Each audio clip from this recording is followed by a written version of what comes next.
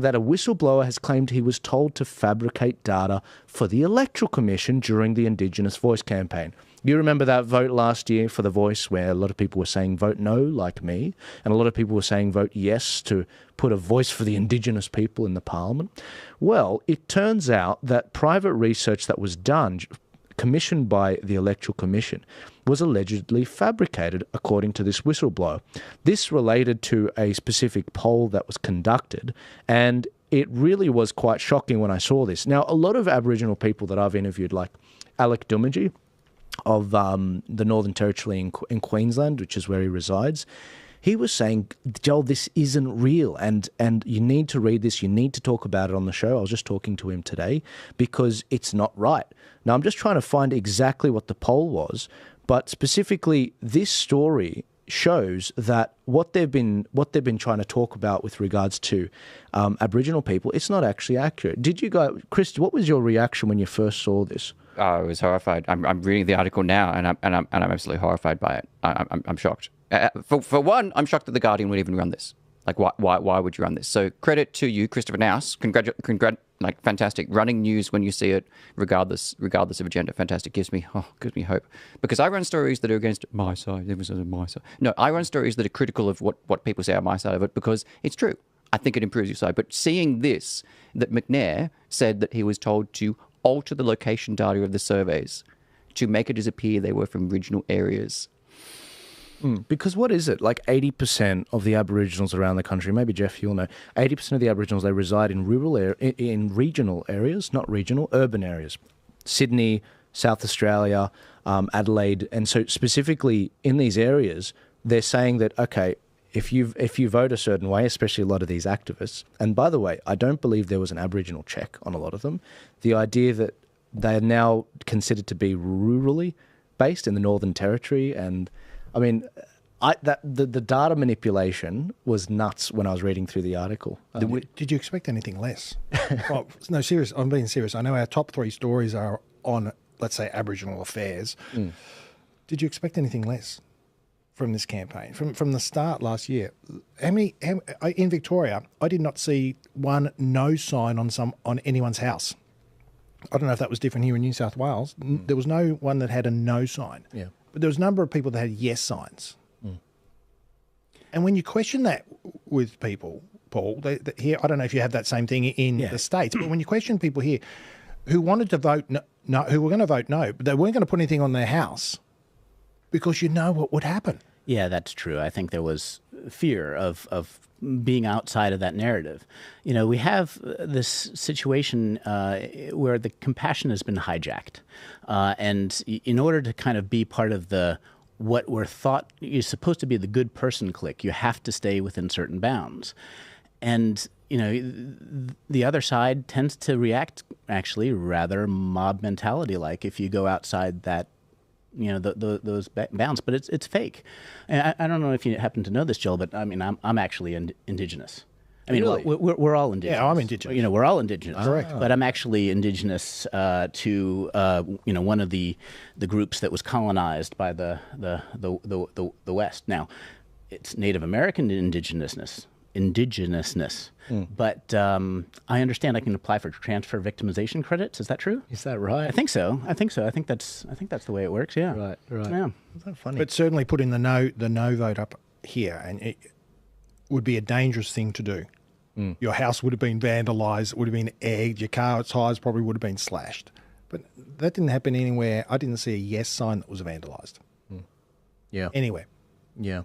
Yeah, you know, I did actually see some yes signs vandalised after the election. I saw Okay. one very infamous one getting run over on a roundabout, which I ended up posting, but that wasn't me. But no, I did see stickers on a lot of signs on the road on the backs of them.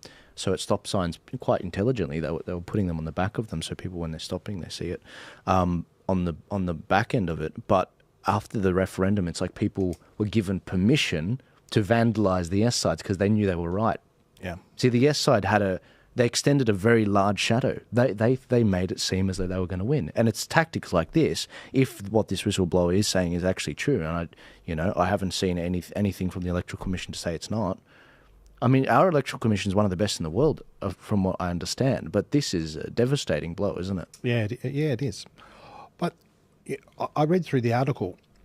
Who else is going to do it? Would you trust the government to do their own polling for that, or you've got to go to an outsider? And in this case, they did. It wasn't done properly. The vote was lost. The polling's definitely manipulated. There are lots of ways to cook the sausage, and oversampling certain populations, finding people who aren't representative of the average, and it's happening a great deal in the United States, where they're this fake enthusiasm for Kamala is done by manipulating polling. This what do they call it? Astroturfing. There's no real groundswell. It's all fake. Now that's not to say that she doesn't have support, but the finger is definitely on the scale in order to try to amplify the perceived popularity of someone who, for a Democratic Party, didn't receive a primary vote. Exactly, and this is the thing. So we weren't shocked. You said, were you shocked? I was not shocked, but now I'm really worried because the other thing Alec Dumaji said on election day, I posted a video of him. He was on the phone with his mum, and he was basically saying, oh, look, the Electoral Commission staff at the voting place, they're telling me it's for this, the Voice is going to do that. It was all complete lies about what it was going to do, so they were clearly manipulating data. First off, Electoral Commission people, as you know, the workers aren't meant to tell you information about the policies of a party or a proposal. They're not. They're meant to be like, look, if you want to vote this way, you vote that way. If you want to vote this way, you vote that way. Put it in the box. Put it in the box. That's it. That is. And when people ask them, what is this about? They told them, they sold it, they marketed it for free. And on top of that, it was false. And so he's on the phone with his mum and he's like, no, mum, because Alec, he had his own reasons. He was saying, they're trying to make us cede our sovereignty if we do that, because he's from that sort of, a unique part of the Aboriginal community that actually believes that they're going to cede their sovereignty by consent. If they vote no. And he truly believes that they manipulated the regional data in these mobile voting centres in that direction. Yeah, okay. And if that comes to light and we do find receipts and some whistleblowers come forward, which I encourage, you can reach out to me at joel@thearcpodcast.com. I mean, this is really shattering stuff. And going into our next story, did you guys have any thoughts about that before I go into it? Yeah, Chris, please. I can give you some of the quotes of what the whistleblower says, that he was describing it as the ultimate betrayal of himself. And the reason why, why would you do this? The subcontractor said they didn't have the budget. They didn't want to. They didn't have the interviewers that could get out there. And that's a fair point. How do you get someone to go? But to lie, to do that? Okay, you can't get to far North Queensland. All right, fine. Don't say it. And the text messages that are being expanded saying, I'll need you to do this. I need you to put in we need to complete 40 more by the end of tomorrow. Can you please ensure that all respondents in the interview live in the postcode?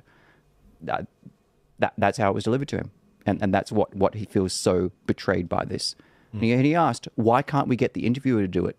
And the superior responds, because you don't have one. And that's it. They just abandoned it. And they stuffed the data up. Yeah. Stuffed it up.